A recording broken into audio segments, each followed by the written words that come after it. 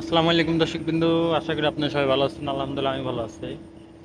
এর আগে একটা টস দিছিলাম, যখন কবুতরগুলো জিরো পড়েছিল তখন আমার লফটে থেকে পশ্চিম দিকে 12 কিলো টস করছিলাম, তখন কবুতর ম্যাক্সিমাম জিরো পড়েছিল। আর পরে আর সময়ও হয় নাই ভাই, টস তো দিতে পারি নাই, কিছুই করতে পারি নাই। কারণ ভাই অনেক, এই যে এখন রাত বাজে প্রায় 12:30 পৌনে একটা, সবাই কাজের থেকে আসলাম, কর্মস্থান থেকে মাত্র আসলাম। আসলে প্রচুর গরম লাগতেছে, লেগে শার্টটা খুলে গামছাটা গায়ে দিয়ে আসছি। বিষয় হচ্ছে যে এখন ভিডিওটা করার উদ্দেশ্য হলো ভাই নতুনদের জন্য।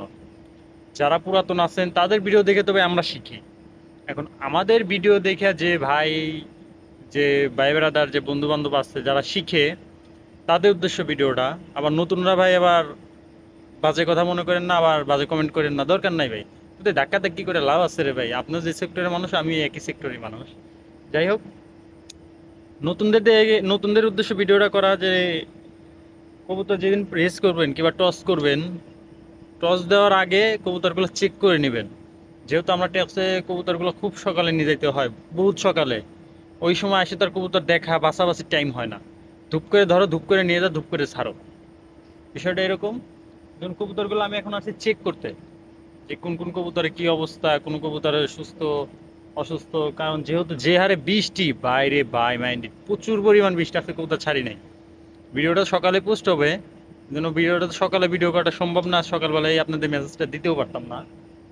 কবুতর ছাড়ার আগে সবসময় কবুতর চেক করে নেবেন যে কবুতর আপনার সুস্থ আছে নাকি, কোনো সমস্যা আছে, কোনো ঠান্ডা মান্ডা লেগে আছে নাকি। অনেক সময় অনেক ধরনের আমরা এগুলো চেক করে অমনি নিয়ে যাই, ধূপ করে ছেড়ে দিই। এগুলো ঠিক না ভাই। আমি 40 কিলো দিব এই কারণে, কারণ এদের উপর আমার ভরসা আছে ভাই। কারণ প্রত্যেকটা কবুতর নিজের হাতে ভাই রতন বানানো, আল্লাহ তাআলাই দান করছে, আমি রতন বানাইছি। যদি এই 40 কিলো দেই, জানি এদের জন্য অনেক বড় ডিফিকাল্ট হয়ে যাবো। কারণ নতুন সাইড, একদমই নতুন সাইড। আগে দিছি পশ্চিমে দিছি হলো 12 কিলো, এখন পূবে দিব হলো 40 কিলো। যেখানে পূব পশ্চিম দুই দিয়ে সমান সমান করে খেলাই খেলে তারপর কবুতর রেঞ্জ বাড়াইতে হয়। আমি এবার তা না করে আমি ডাইরেক্ট দিতেছি একদম হলো আপনি সেই 40 কিলো। যাই হোক, দোয়া করবেন। কবুতরটা ছাড়বো তো সকালে, দোয়া করবেন, ভিডিও তো পাবলিশ হবে সকালেই। আর রেসের যে ভিডিওটা, যেটা কোথা থেকে ছাড়ি, সেটা ইনশাল্লাহ পরবর্তী ভিডিওতে পাবেন। চলুন কবুতরগুলো চেক করি। একটা হলো কিটেলের ঘরের, আর মায়ে হচ্ছে কিটেল, আর বাপে হলো বেস কিটেল। ঠিক আছে, এই দেখেন। কবুতর দেখাইতেছি না কিন্তু এর শব্দটা দেখেন, বুকের ভিতরে গ্যার গ্যার গ্যার গ্যার করতেছে। কারণ এই কবুতর ছাড়লে জানি না কি হবে, কিন্তু ও আসবে। প্রচুর পরিমাণ ভাই ঠান্ডায় ভাই কবুতর গুলা পুরো বিধিক অবস্থা। ভিডিওটা করার সবচেয়ে বড় উদ্দেশ্য হলো ভাই এই যে এইটা এক করে আছে আন্দার, চিনতে পারেন এটা কি? কাশ্মীরি সিলভার রেসার, যেটা নিয়ে এত গবেষণা চলতেছে ভাই, আপনাকে মাইন্ডেড বাইরে ভাই, খায় না খায় গবেষণা করতেছে। যাই হোক, সমস্যা নাই, করতে থাকেন। এই যে, আছে এক করে আছে। এটা রিং নাম্বারটা বলে দেই, এর আগে বলছিলাম যে আমি ভিডিওতে বলুম।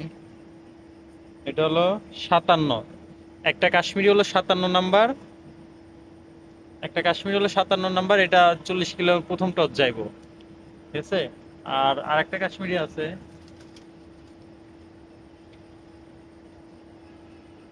আর এটা হলো আরেকটা কাশ্মীরি, এটা 12 কিলো টস দিছিলাম।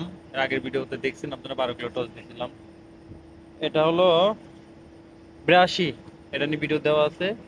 দুইটা কাশ্মীরি দিব ইনশাল্লাহ, 40 কিলো রেসে দিব, টসে দিব। একটা হলো 82, একটা হলো 57। দোয়া করবেন ওদের জন্য, যেহেতু বাজে কবুতর, আপনাদের কাছে একদমই একটা বাজে কবুতর। দোয়া করবেন, ওরে নিয়ে ভাই এবার শীতে কিছু করার টার্গেট আছে। ঠিক আছে। এরকম করে যদি ভিডিও করি ভাই, ভিডিও অনেক বড় হয়ে যাবো। এই, আমি কবুতরগুলো চেক করি। আপনারা সবাই ভালো থাকবেন, সুস্থ থাকবেন, আল্লাহ হাফেজ।